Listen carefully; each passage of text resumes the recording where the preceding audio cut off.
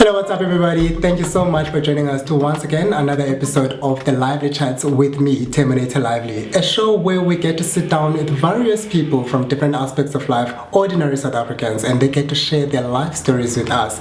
And today we are joined by not just an ordinary person. You first saw her on your TV screen as the top 5 finalist for Miss SA 2016, and then she was crowned Miss Mamelodi Sundowns 2017. She's here to share this wonderful story of hers. Hope you get to learn something from it.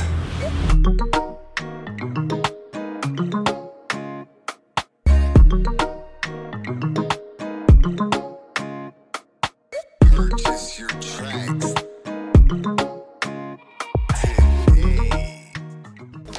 And here she is, she's joining us. Her name is Sharon Khumalo. She's going to tell us about her new name that I just discovered recently.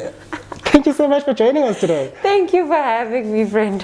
Under the circumstances, we talk through mics and everything. Yes. How have you been? I've been doing all right, thank you. And how have you been doing? I think I've been doing great. Okay. We all trying to survive and all trying to just make it and stuff. We will make it. We will definitely make it. Tell us a little bit about Sharon. Who is Sharon? Where is she from?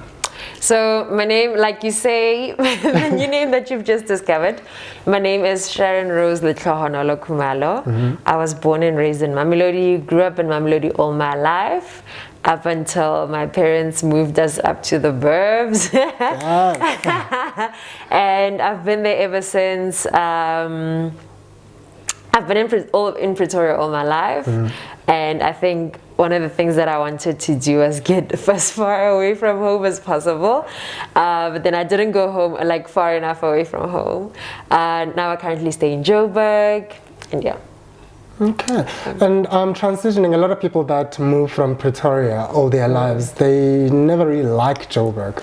How is that experience for you? I think for me, it was, at heart, I think I was always a Joburg person. And I mean, in as much as I think I'm not really after like that fast-paced life. I mean, I still pretty much do the stuff that I would have done at home. Laid back, like a typical Pretoria behavior. But honestly, I mean, I just enjoy Joburg so much more.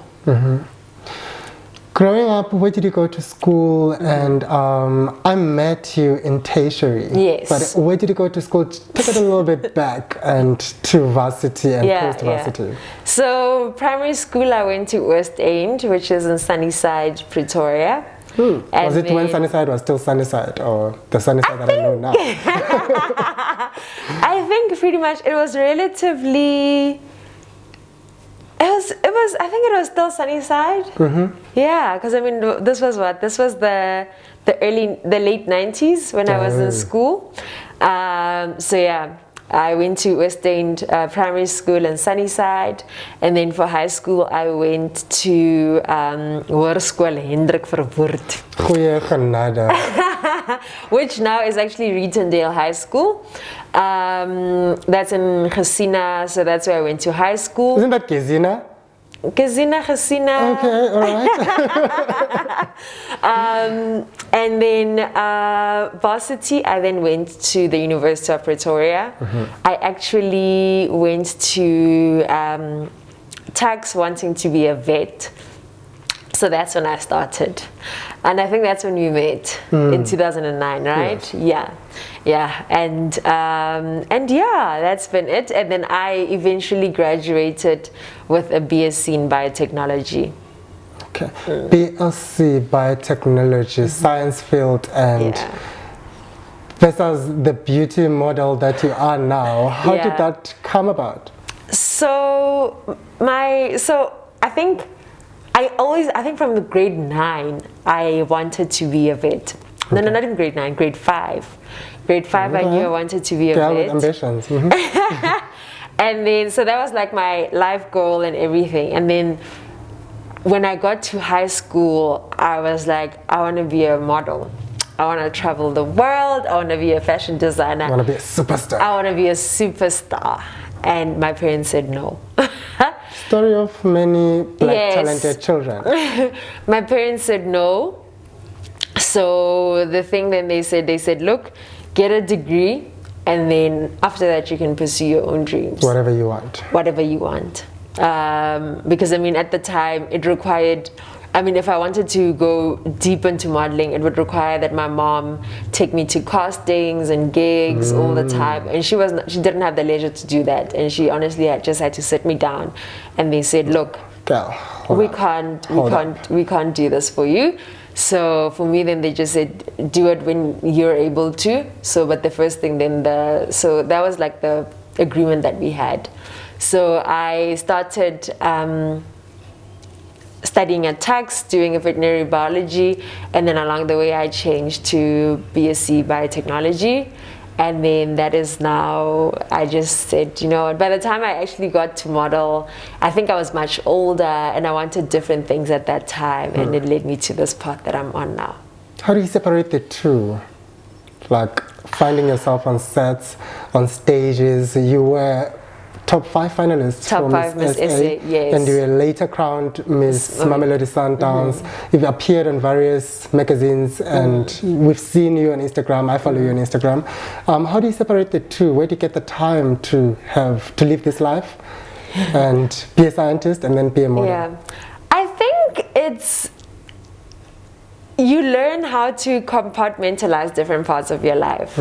And especially now it's proving, I think, with the things that I'm doing now, and my career has taken a different turn, instead of like going from like the science academic route to like now being in corporate and going that direction and still doing the other things. I think you learn to compartmentalize very well, that at the time when you need to do a certain thing, you do that thing, and then you just get into a different mode and you move on to another thing as well. So it's just sort of like tapping into different parts of your being.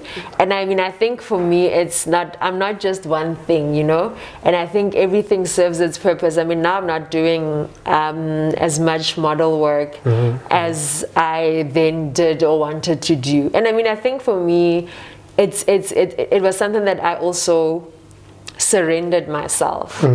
And I was happy to move away from that.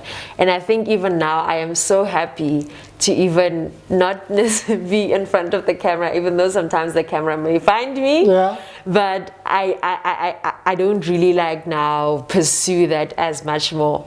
I think for me it's more about my work, it's more about what I do than myself. Would you describe it as a bug that always find you, or maybe those times where you just feel like I can never really do away with this life, it will find me? I think it's not in that true sense, like it's a bug and I can never really run away from it. I think for me it's something that I've made peace with, that probably, look, I mean, if tomorrow I become CEO of some large corporation, you'll still be in the public eye, just in a different light. So you're not necessarily the talent, you just are talked about in a certain way, or those things. So for me it's not, I think from the younger self where you wanted to be on like a magazine shoot or on set or in publications, now it's more, I'm just like, I'm very happy now working behind the scenes and just like letting my work, such as what I do with LK Home, just be in the forefront. We're going to come back to your modeling life or career, but I wanted you to talk about the business. I hear now that you are like into entrepreneurship. Yes. And tell us a little bit about your business. What is it? What does it do? Okay, so LK Home, I think it was one of those things that happened honestly along the way, because I promise you, if you had told me that I would have this business 5 years ago, I would have not believed you. Because I mean, coming from, I think I built most of my following from Miss South Africa. since my time from Miss South Africa. So post Miss South Africa and then Miss Mamelodi Sundowns happened. That's when I really built my following. And I think after Miss Mamelodi Sundowns, there was then, what then? You know, what's next? So then what happened was, I mean, DIY and home interior and deco, it was something that I have always loved, and I think I always had a knack of. It was just something that I hadn't really pursued as much.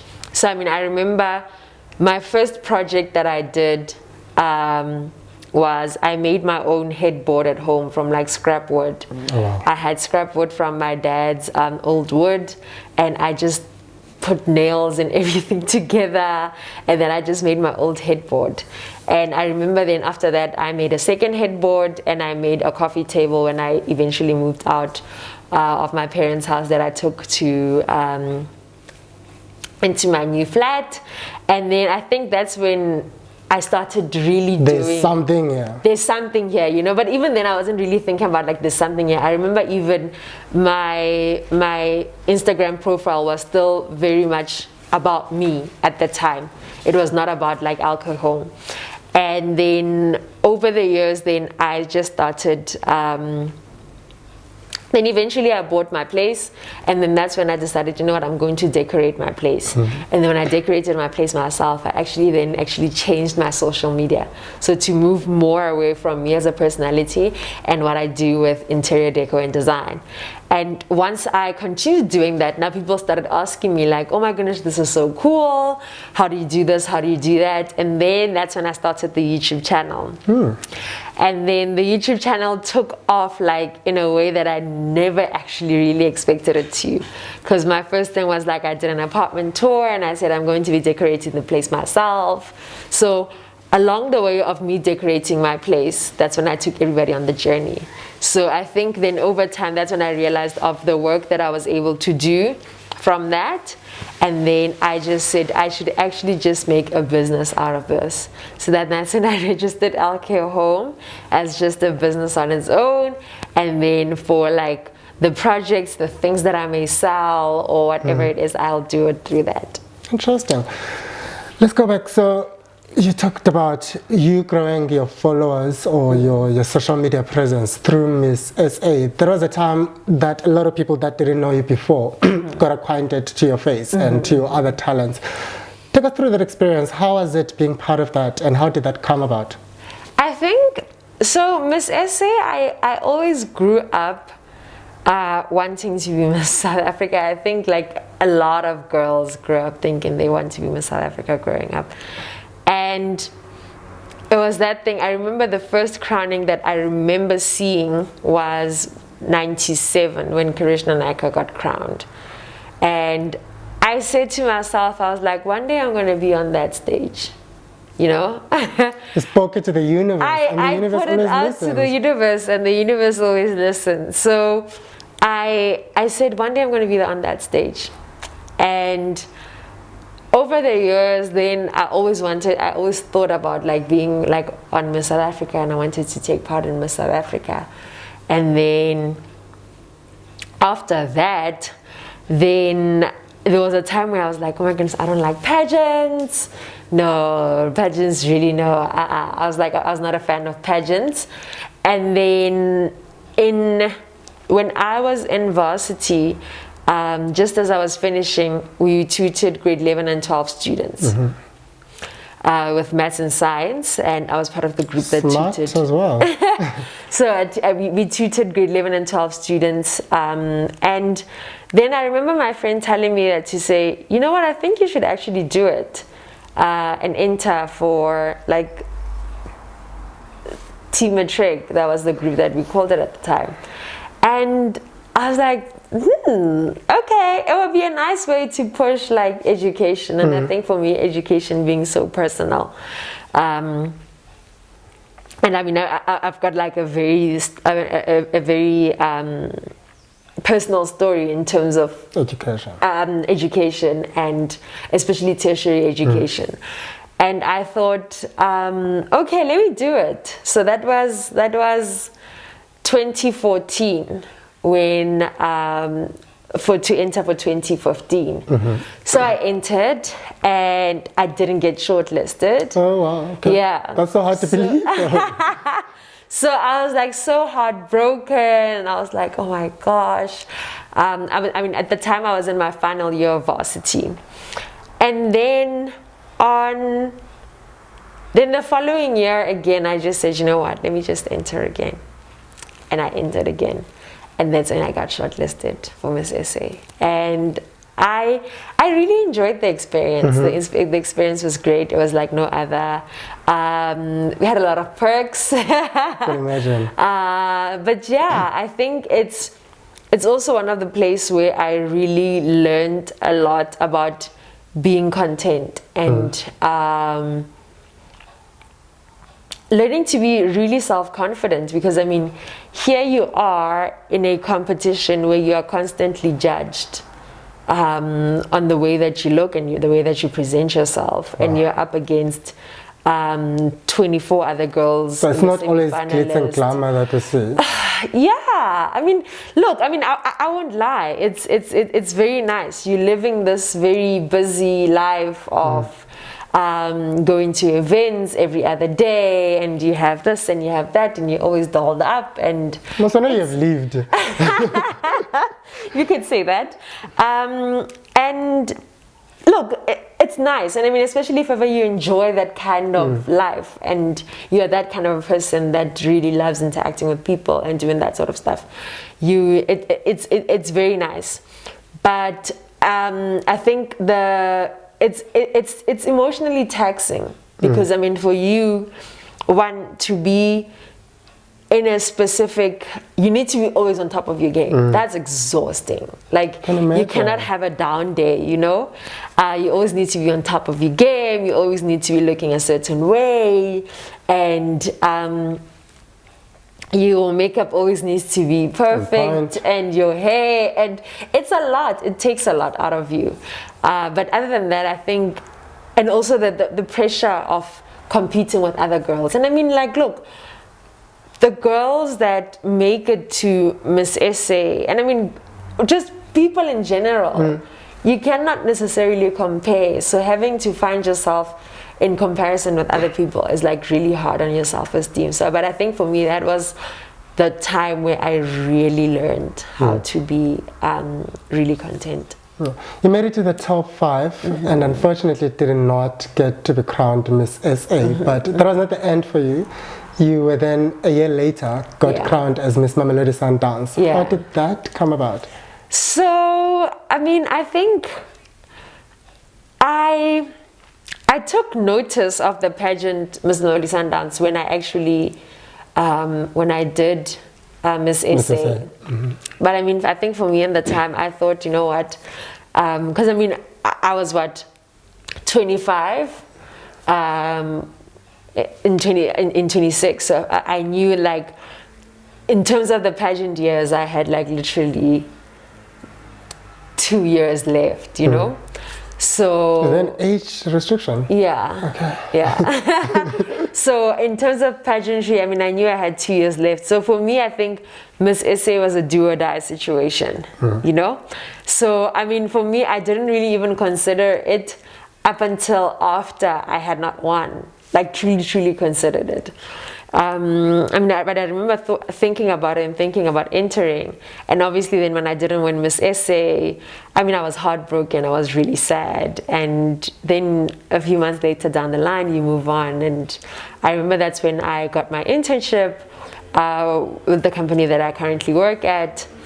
And that's when I said, you know what, let me just give it one last try.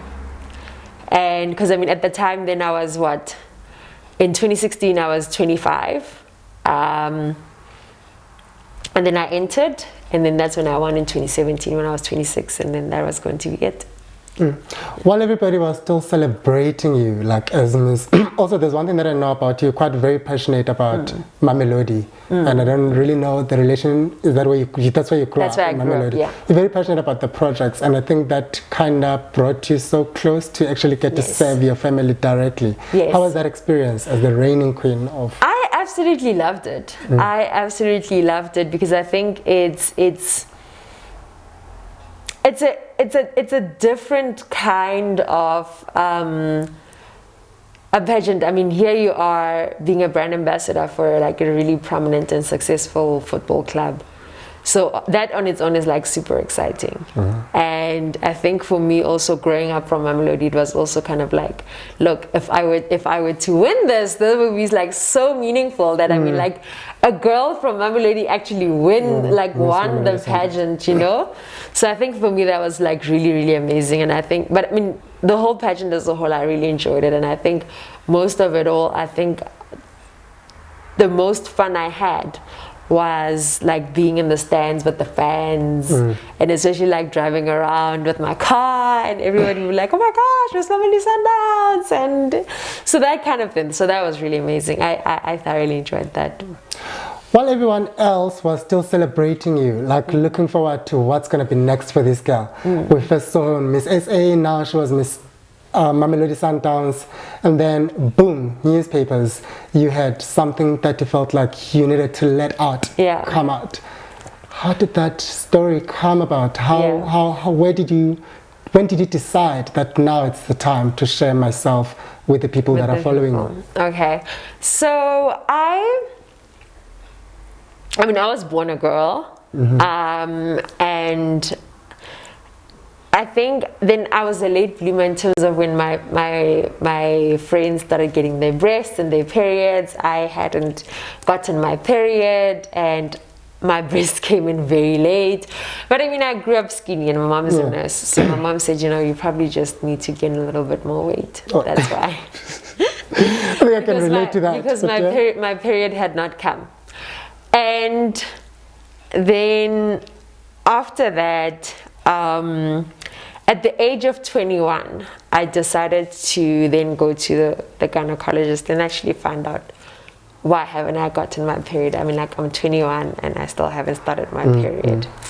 So I haven't gotten my period, and I went to the gynecologist and then I got like the shock of my life. I was never prepared for what he was about to tell me. You know, like I'm going in there thinking, oh my gosh, this doctor is just going to tell me, oh, you need to gain weight, you need to take this medication, or you need to get this surgery, or he'll just give me like some sort of a treatment plan and I'll be fine. You know, I mean, at the time I had read about like different causes of what could cause a delayed period. But I mean, I never expected the news I was gonna get. So the first visit, then he did the physical exam, and then he did the sonar, and he just said to me, I don't see ovaries, and I don't see a uterus. Exactly your reaction now. I felt like you're speaking to me right now. So I was like, okay. I was like complete shock, and I was like, what do you mean? Oh, what you mean? Okay. So then he tells me, he's like, okay, fine, this could be the condition, and there's a condition that he said this might be it. So he's like, okay, but just to confirm it, let's do some hormonal testing. And then he sent me to the lab, and then he calls me back, and then he says to me, so I remember that time, it was like such a busy time because I was like writing exams. I had gone during October recess. God. I had gone just like I was still in varsity. I had just gone in October recess, and then I went to the doctor. And then now I'm supposed to go in for the last bit just before November exams. And then he says to me, okay, let's get a hormonal test and see. So we did a hormonal test, and it comes back. He's like, please come into my office. So I come into his office, and he's like, you've got elevated testosterone level. Where? Where? So I was like, okay, so what does that mean? And he's like, so it's a what he possibly thinks it might be is that it is androgen insensitivity syndrome. So he would then need to do a karyotype just to test my chromosomes genetically to see what chromosomes I have. I'm glad you're a scientist because Yes, been like, yes. What So are you saying? I understood exactly what he was saying. I mean, at this time I was majoring in genetics and biochemistry. So when he was talking about karyotypes and this and that, I was like, I understand it. This is in the textbooks. I know, exactly. That was the whole thing I was thinking. I was like, you never ever think that you'll end up being the case study. You know, you read about these case studies in the textbook. But the thing is now, actually, you're the case study in this textbook. You know, like they say, this is a certain kind of a condition. And hey, you're the one with the condition. So I then wrote, oh no. And then he said, finally he came to me and they said, he just said to me, he said, listen, this is the test results are back. You have XY6 chromosomes. So XY6 chromosomes are typically found in male, and females have XX6 chromosomes. So he said, I think it's safe to conclude that the condition that you have is androgen sensitivity syndrome. So basically I have XY6 chromosomes, and in the embryonic stage of my development is that where the testosterone that was secreted by my testes was not able to be detected by my body. Hence I developed into female. Okay. Yeah. So basically my body is just secreting this testosterone that it's not able to then detect. Yeah, so to whatever that means. I'm not in.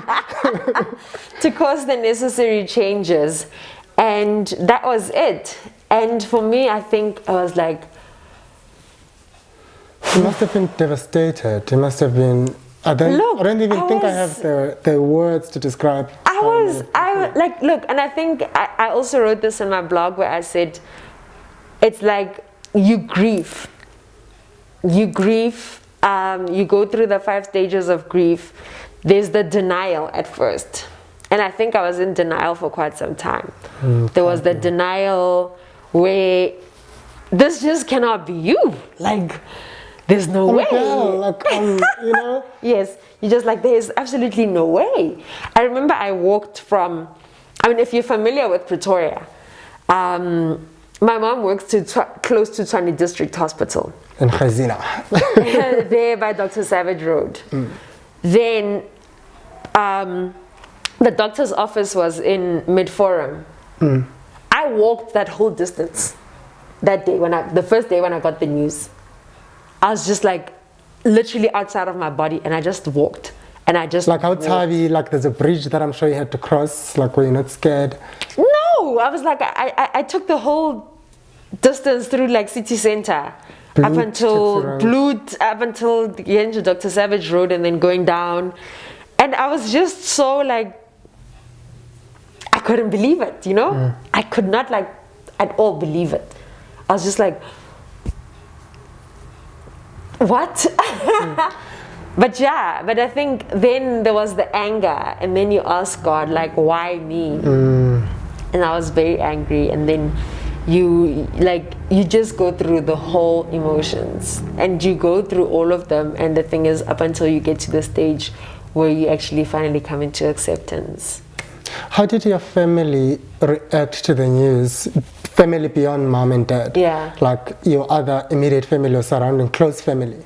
I think everybody was shocked, and rightfully so. But I think the one thing that I appreciated the most was their support.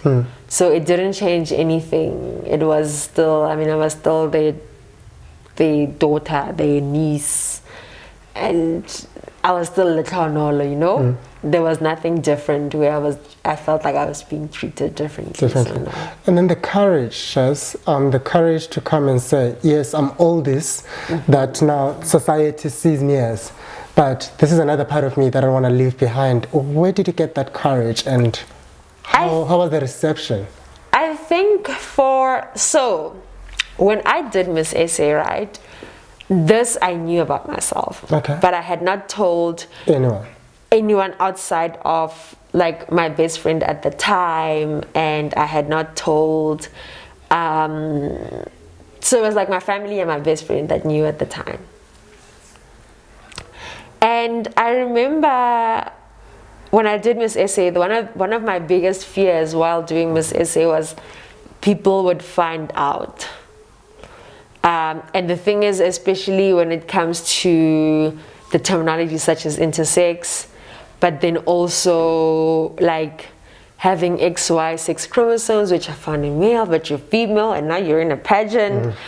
It was like you conjure up all these different scenarios in your mind that people will like come up with the story and say all these things. That I had this fear of people finding out. And I mean, I did Miss SA ended, and we moved on.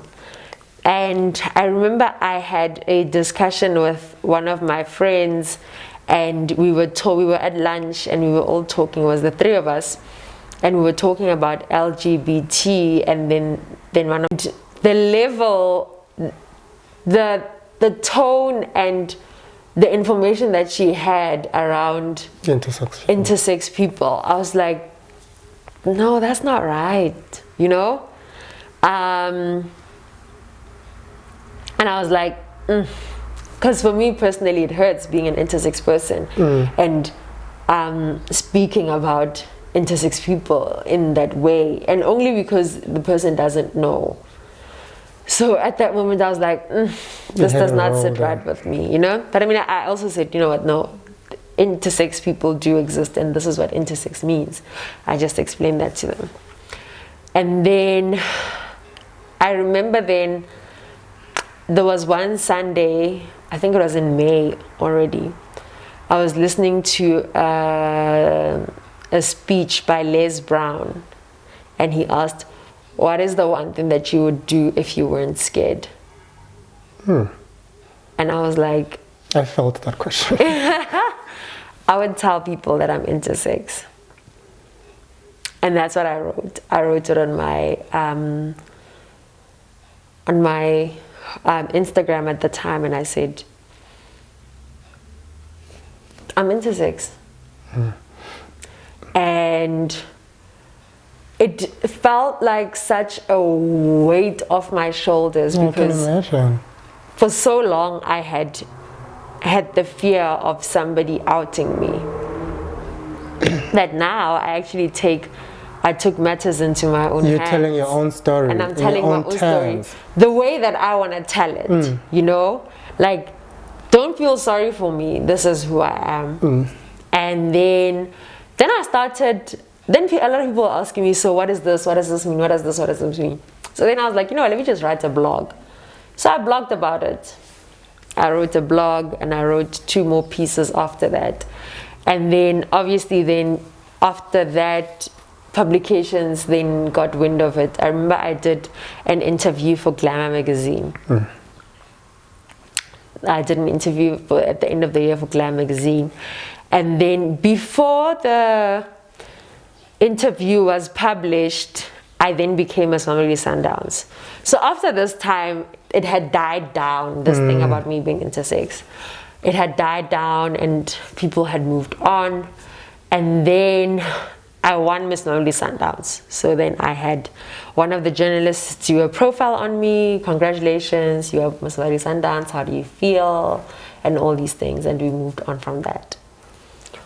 And then I remember what happened was then my Glamour article came out.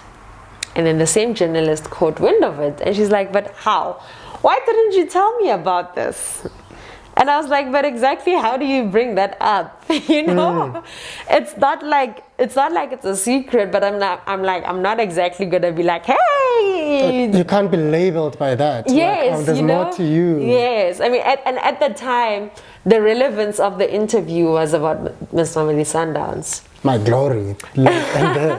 And then after that interview, it caught even more attention, traction in terms of I did a lot of radio interviews. I did a lot of TV interviews. I did a lot of newspaper articles, and then things were written about me, and then other people are quoting other interviews and that sort of thing. So it was a lot. And I think, but I mean, it didn't take long. After that, it died down very fast. What was the biggest fear? Like you kept mentioning that you were so scared. What is your biggest fear? Was it rejection? Or like, was it coming out to yourself? Were you scared that if you own it, it's going to be reality? Or were you just scared of rejection from outside? I think it was the fear of being ridiculed, you know, and being called names, and people saying things about me. And funny enough, those things, I mean, look, there are those people that would say like, oh, so is she a he, or is he or she, or something like that type of thing, or does she have two parts, or those kind of ignorant questions. And I think for me, even though it was like very selected, and I mean, at the time that I was fine, I was able to cope with those kind of questions, and funny enough, it didn't happen the way that I had feared that it would have, you know. So that was also quite interesting to see, like, turn out. God, how do you feel about the current state where we define the LGBTIQ community, and how the I is actually featured there? Do you have any comments on that? I think, look, it's intersex is more about the biological definition of human, of the conditions that fall under intersex conditions. So whereas with the LGBT, it more has to do with sexual orientation. So, but I will say, for the mere fact that it is, look, it's a collection of minority groups that are being misrepresented, and also the other thing is that an intersex person can still choose to either identify as lesbian, gay, bisexual, or even transgender, depending on the condition that they are, that they were diagnosed with, or in terms of the body that they were born into. So the two are not mutually exclusive, but it's also very important for us to distinguish the difference. Absolutely. So, but I think more than the actual divisive thing about it, I think it's, look, there's two sides to that coin. So I mean, I've met people that are against it, about being classified in that. And then the people that are for it, of being grouped into the LGBT, and so it's different. But I mean, at the end of the day, I think we are all just a group of people that just want to be heard and have our issues understood and taken note of. Shaz, do you think your condition, am I correct to say condition? You can say condition. Okay. Do you think your condition has impacted your romantic relationships and stuff, or has anything changed, or how has that been for you growing up? Most definitely. I think for the mere fact that because I don't have a uterus and ovaries, one of the biggest discussions that I have to have early on with the prospective partner is the thing of having kids, you know. And when you had to tell a person, okay, so now you think, when do I tell them? And especially before I came out, it was a bit difficult, you know.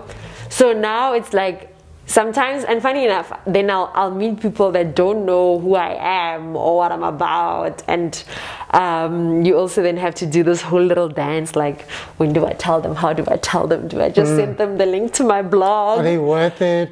You know, are they worth it? Because you don't know how long a person is going to stay before you can actually share your life. Yeah, and you kind of have to judge the person's kind of emotional intelligence, how they would receive it. And I think also the moment that you you open up yourself to somebody. I mean, there is some kind of emotional attachment already. So there's also that fear of rejection, you know, of how it is. And I mean, sometimes, look, there've been times when I've told a person sort of, not literally flees, but you never hear after them, and then they drift away. And I think for me, my biggest thing was, look, I've dealt with this for the past however many years that it's been. I'm okay. And if for you it is something that you cannot handle, it's perfectly fine. So that for me is the one thing that I always say. I'm like, look, I'm a grown human being. I can handle it. I'm smart. I'm smart. And I'm pretty. I'm talented. I've also got so much to offer other than the ability to have kids. So, and I mean, for me, and look, it's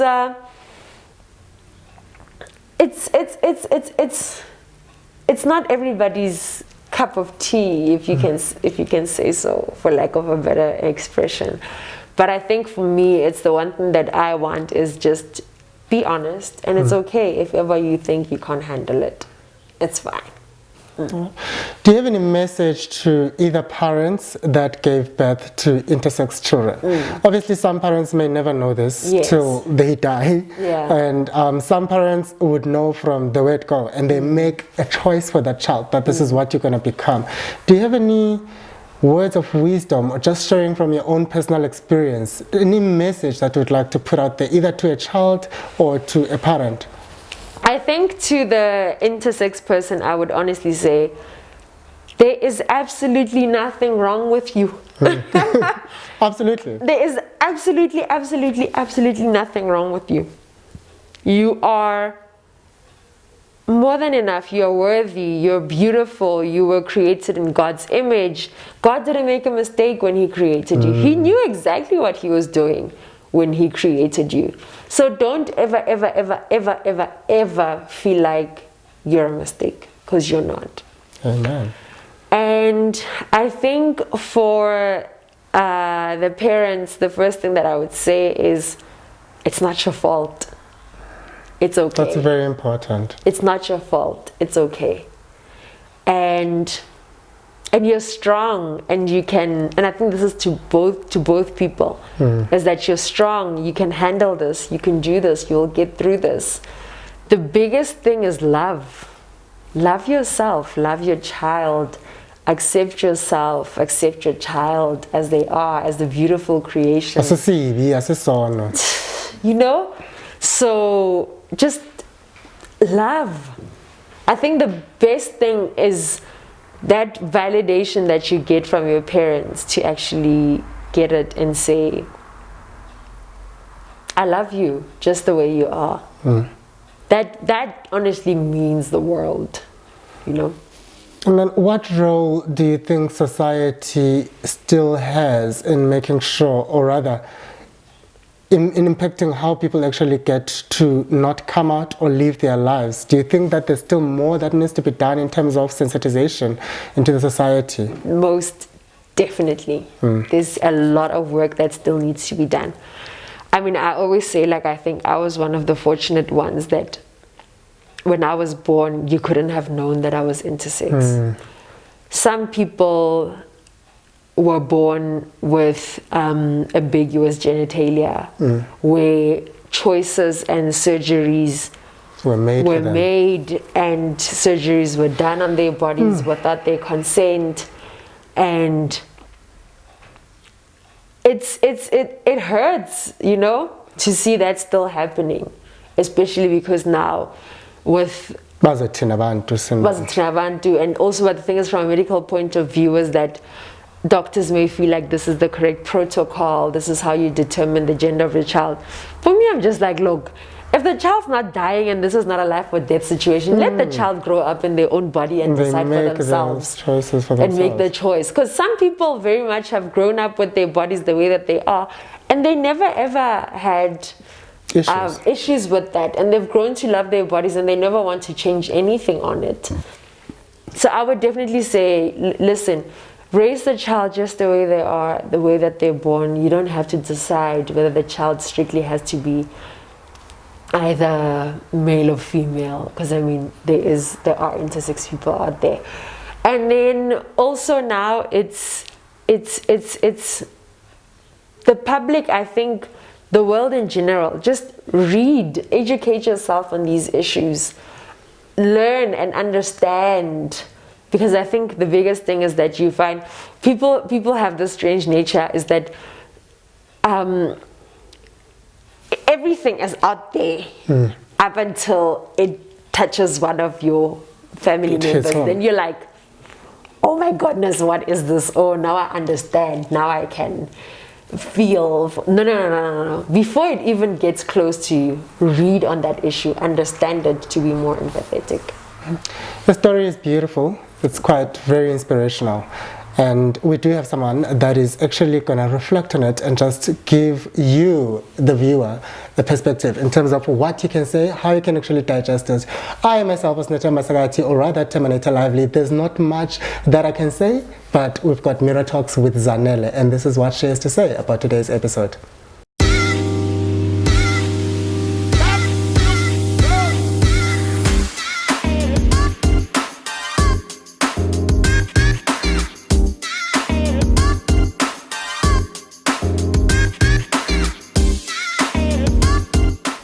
Hi, I'm Z. I today kind of have a heavy heart thinking about what I would really like to share with you guys with regards to carrying shame. Something that I know many of us can relate to. Sometimes carrying shame because of something that you did can even be easier to deal with if you learn your lessons. But sometimes we find ourselves, like Sharon, having to carry shame for things that are totally out of our control. Something that you were born with, something that you did not choose. And imagine having to live life in fear of people finding out.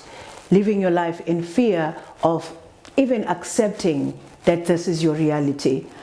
That is really, it's heavy in my spirit. As a woman, even more. It's heavy to know that in life you can battle with your own identity, and that is so hard.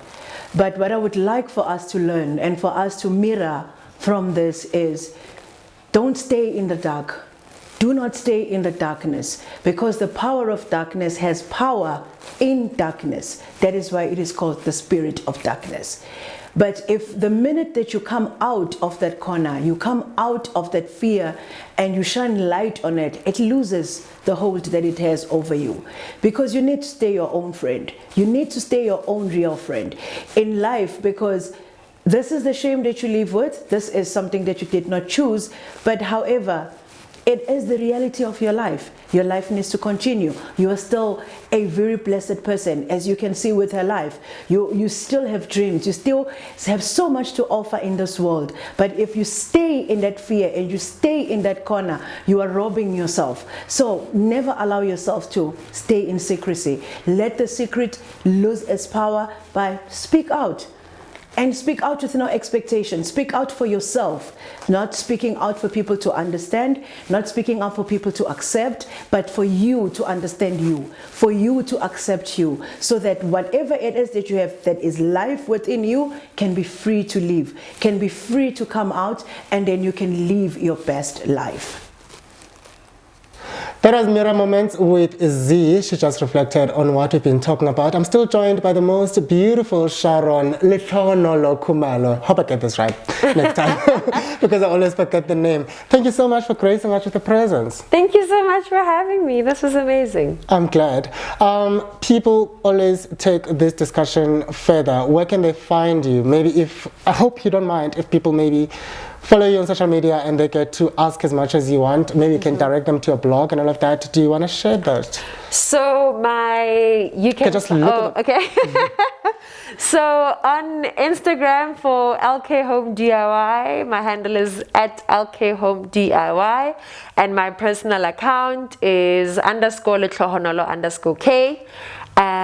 Just the letter K. And then on Twitter, my handle is Lehlohonolo_K. And that is it. That's it. Remember that you can always take this discussion further. Just have a look at our social media pages at the bottom of your screen and follow the hashtag. And thank you so much. Till we meet again. God bless.